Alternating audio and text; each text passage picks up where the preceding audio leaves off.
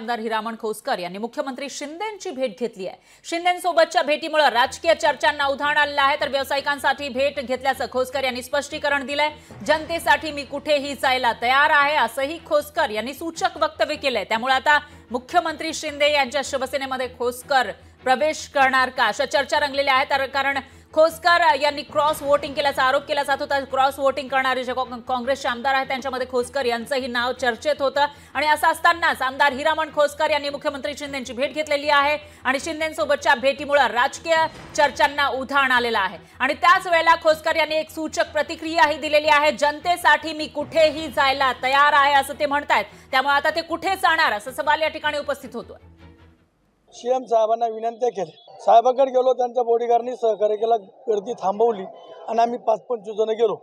साहेबांनी ताबडतोब सांगितलं की 4 महिने पावसाळा आहे, पुढचं काय करतो ते थांबवा। तो अधिकारी काहीतरी साहेबांनी एक शब्द न बोलून देता ताबडतोब थांबवलं। सगळे 350 कुटुंबाला आम्हाला न्याय मिळाला आहे। त्याच्यामुळे या सगळ्या स्थानिक शेतकऱ्यांच्या व्यवसायाच्या वतीनं मुख्यमंत्री महोदयाचं मनापासून खरोखर अभिनंदन करतो आणि आभार पण मानतो।